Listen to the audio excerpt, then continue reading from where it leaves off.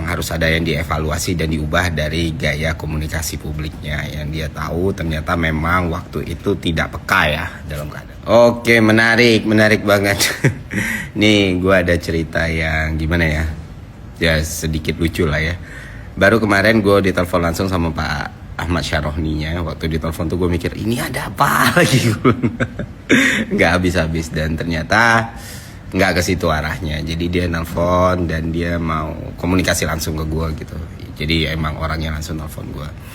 Nah, dalam percakapan via telepon itu gue sampaikan beberapa kritik dan masukan masyarakat atas apa yang terjadi, karena dia pengen tahu kan sebenarnya kayak gimana sih gambarannya. Ya gue jelasin apa yang membuat masyarakat emosi, membuat masyarakat marah dan lain sebagainya. Nah, di situ Pak Syarrohni bilang menerima semua masukan dan kritik tersebut, dan dia ngerasa memang harus ada yang dievaluasi dan diubah dari gaya komunikasi publiknya. Yang dia tahu ternyata memang waktu itu tidak peka ya dalam keadaan seperti itu gitu loh. Jadi ke depan dia mau ngubah itu. Terus urusan penjarahan dia semua sudah mengikhlaskan apa yang terjadi kata dia. Dan semoga jadi pelajaran bukan cuma buat dia sendiri tapi buat pejabat publik, buat masyarakat dan lain sebagainya. Terus masalah keluar negeri juga gue tanyain ke Pak Ahmad Syarrohni, karena waktu itu melalui Bang Deddy Sumargo ya kita mau diskusi langsung gitu ya, karena kita butuh tuh Pak Ahmad Syarrohni ngomong langsung, dan gue pikir dia nggak akan diam atau apa gitu. Dan ternyata memang niat awalnya dia pengen ngomong langsung gitu. Dia sempat keluar negeri memang ke Singapura, tapi urusan kerjaan kata dia, dan 2 hari atau 3 hari sebelum aksi penjarahan itu dia udah di Jakarta. Nah, sampai di Jakarta yang niatnya kita mau ngobrol langsung gitu ya, mau di podcastin atau apapun gitu untuk menjelaskan duduk perkara segala macam, ada yang terjadi sama keluarganya beliau. Dan ya dia bilang demi keselamatan keluarganya waktu itu terpaksa dia diam. Nah, gue nggak tahu ya, mungkin dia yang bisa ngejelasin lah.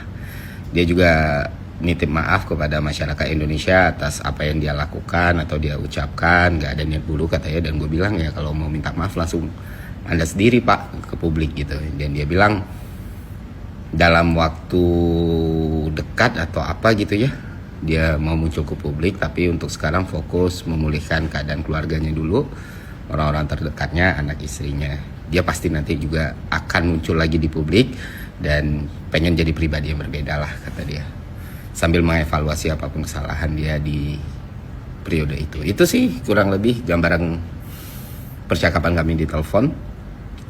Gue bilang ke beliau ya nothing personal kalau gue pribadi ke Pak Ahmad Syarrohni ya. Kalaupun terlalu keras ya minta maaf Pak. Cuman ya emang waktu itu publik berharap banget ada pembicaraan di situ atau ada penjelasan di situ, ada permintaan maafan di situ. Dan waktu itu kita juga kaget kenapa Anda tidak muncul gitu, dan udah dijelaskan tadi. Itu sih kalau gue ya, karena mau marah-marah terus, mau emosi terus ya, memelihara kebencian tuh gak akan ada selesainya sih menurut gue.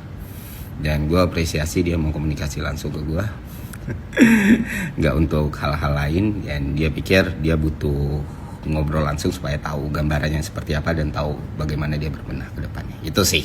Download Tribun X sekarang, menghadirkan lokal menjadi Indonesia.